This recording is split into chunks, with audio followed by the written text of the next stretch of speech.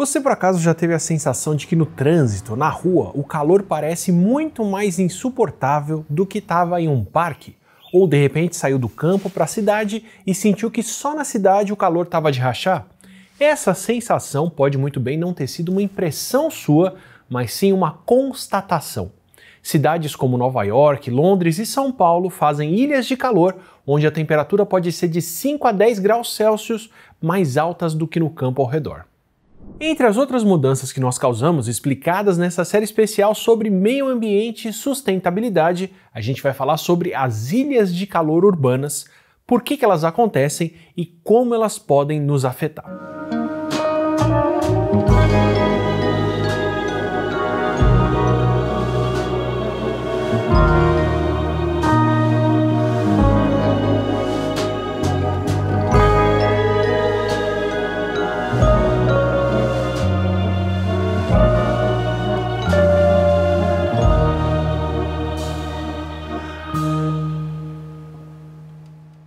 Até aqui a gente falou sobre alterações de grande escala que nós humanos estamos causando, como a emergência climática que afeta o mundo todo.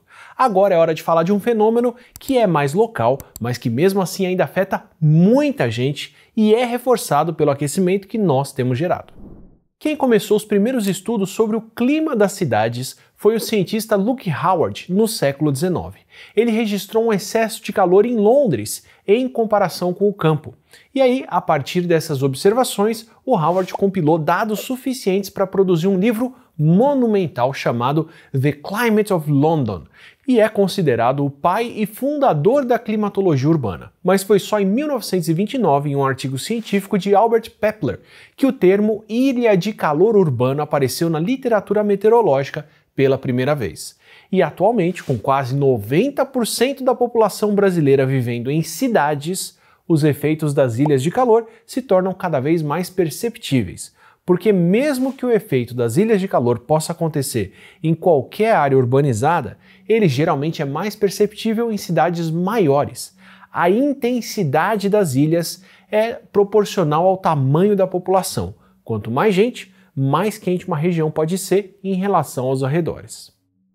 A ilha de calor urbana é o que acontece quando as áreas urbanas têm uma temperatura mais alta do que as áreas não urbanas ao redor, ou seja, é a diferença de temperatura entre as áreas urbanas e áreas rurais que ficam ao redor. Elas são causadas por vários fatores, mas o processo de urbanização e os efeitos dele são os grandes responsáveis pelas ilhas de calor. Isso porque nas cidades tem mais calor extra gerado, armazenado e absorvido em relação a áreas rurais. Para começar, construções tiram a cobertura natural do solo, como as plantas que fazem sombra, e trocam isso por materiais urbanos como o concreto e o asfalto. Inclusive, comparando os pontos menos arborizados com os locais mais quentes da cidade de São Paulo, fica bem clara a diferença que as árvores fazem. Estruturas feitas por nós, como estradas e edifícios, normalmente têm menos capacidade de desviar a radiação solar do que as superfícies naturais, como as folhas, e aí por isso acabam absorvendo mais luz e mais calor. Com isso, a superfície urbana tende a ser mais quente do que a superfície natural que retém água, o que as folhas também fazem. As plantas têm uma outra diferença. Conforme as plantas fazem fotossíntese para produzir energia, elas liberam água, e a evaporação da água libera energia da superfície e esfria a temperatura dela, como você já pode ter percebido se saiu molhado da água e depois sentiu o vento. A luz do sol que bate e é absorvida pelas construções em áreas urbanas faz com que a temperatura do ar aumente, e também tem o fato de que o asfalto e o concreto precisam de menos calor para serem aquecidos do que outros tipos de superfícies. E também tem o calor extra, que é produzido pela ação humana. O nosso consumo de energia também produz calor. Então o tráfego urbano, o controle de temperatura dos prédios, como sistemas de ar-condicionado, as emissões de energia das atividades industriais, entre várias outras atividades, liberam mais calor para a atmosfera. E aqui pode acontecer um reforço bem ruim, porque as ilhas de calor urbanas podem aumentar a demanda por ar-condicionado para diminuir o impacto do calor, mas isso aumenta mais o consumo de energia para resfriamento, o que gera mais calor, o que alimenta um ciclo onde a gente liga o ar-condicionado por conta do calor e durante o processo jogamos mais calor para a atmosfera, o que gera uma demanda maior de ar-condicionado. Além do calor que nós produzimos a mais, esse calor também tem dificuldade de sair das cidades. A geometria das áreas urbanas, com os prédios altos e com o horizonte escondido, bloqueia a radiação que é emitida à noite. Então o calor que deveria ser devolvido para fora da cidade, para a atmosfera, acaba ficando preso, o que reduz o resfriamento noturno. Isso sem falar nas mudanças e nas alterações da composição da atmosfera, que é o ar que a gente respira, que nós causamos com carros, caminhões, fábricas e mais. E apesar das ilhas de calor serem um fenômeno climático causado por nós, elas também recebem uma influência do clima que nós estamos alterando. As ilhas de calor com temperaturas mais altas acontecem principalmente quando venta pouco e quando não tem uma mistura do ar da cidade com as áreas rurais que manteriam uma temperatura mais uniforme. E eventos climáticos extremos, como as ondas de calor que a gente viu no último vídeo dessa série, também podem ser mais intensas nas cidades. Nos Estados Unidos, por exemplo, as ilhas de calor durante os períodos de onda de calor podem ser de 0,4 a 2,8 graus Celsius mais quentes do que os arredores, do que seriam durante os períodos sem onda de calor. E se a gente causa as ilhas de calor, também somos nós quem mais paga o preço delas. Não é só uma questão de desconforto com o calor. O aumento de temperatura aumenta até o risco de um superaquecimento perigoso do nosso corpo, o que pode aumentar a mortalidade e a morbidade relacionadas ao calor, especialmente entre grupos mais vulneráveis. Idosos socialmente isolados com condições médicas pré-existentes são os mais vulneráveis aos efeitos do calor na saúde, já que com a idade a nossa regulação da temperatura do corpo fica mais sensível. O corpo tem menos condições de se resfriar e ainda tem alguns medicamentos que podem complicar essa questão ainda mais, o que aumenta o risco com o calor. Além dos idosos, as crianças têm maior risco de doenças relacionadas ao calor e à morte. E as ondas de calor extremo, reforçadas pelas ilhas de calor nas cidades, ainda têm o potencial de afetar todo mundo, especialmente nas condições mais úmidas, porque como a gente usa a evaporação do suor na pele para poder regular a temperatura do corpo, quando está muito úmido e o nosso suor não evapora, ou não evapora bem pelo menos, o corpo acaba perdendo uma das formas mais importantes de se manter resfriado. E aí nessas condições, mesmo em temperaturas mais próximas de 30 graus Celsius e não lá nos 50, o corpo pode simplesmente parar em minutos se for exposto ao calor. Mesmo pessoas saudáveis podem morrer em questão de horas nessas condições. E em um mundo mais quente, mais cidades, principalmente em regiões como o Oriente Médio, estão atingindo essas condições onde é simplesmente inviável se expor ao calor.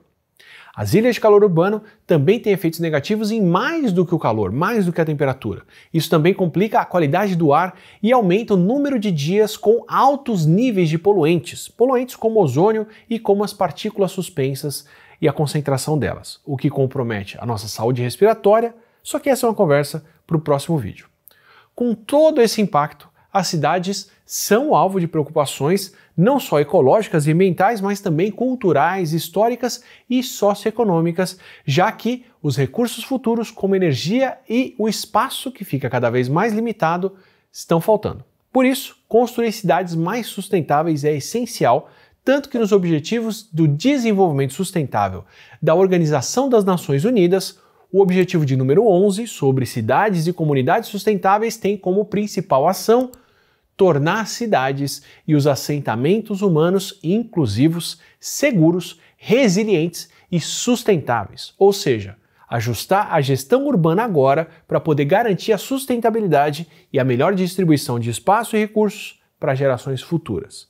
O que é ainda mais importante em países de baixa renda ou países com pouca capacidade de adaptação ao aumento das temperaturas, porque é onde mais gente vai sofrer com o estresse térmico. A maioria das áreas mais quentes nas cidades acaba tendo a ver com telhados metálicos, edifícios industriais, armazéns, pistas de aeroportos, ferrovias, estacionamentos de alta densidade e aterros sanitários. Quase todos esses pontos têm pouca ou nenhuma área verde. Por isso, uma das estratégias de adaptação é o aumento das áreas verdes nas cidades, com alguns grandes parques solitários que podem ajudar no resfriamento.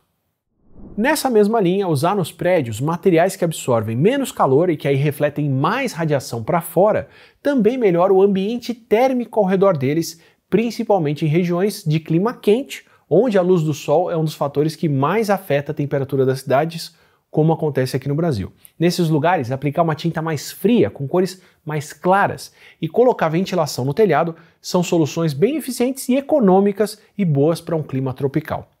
As ilhas de calor são um bom exemplo para a gente poder entender as mudanças que nós estamos causando com a nossa ação e por que a gente tem que se mobilizar para ontem. Elas mostram como, por exemplo, o uso da terra e a mudança da cobertura da terra afetam o clima local, regional e a vida das pessoas e são um fator crítico que aumenta o efeito do aquecimento global, da mortalidade relacionada ao calor e das mudanças climáticas previsíveis e imprevisíveis.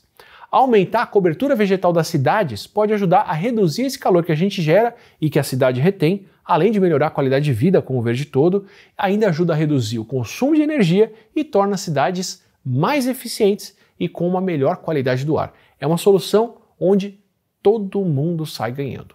Agora, se você quer acompanhar os próximos vídeos dessa série e entender mais sobre o que a gente faz e como a gente pode resolver vários dos problemas que a gente está gerando, é só se inscrever no canal e você vai receber os próximos vídeos.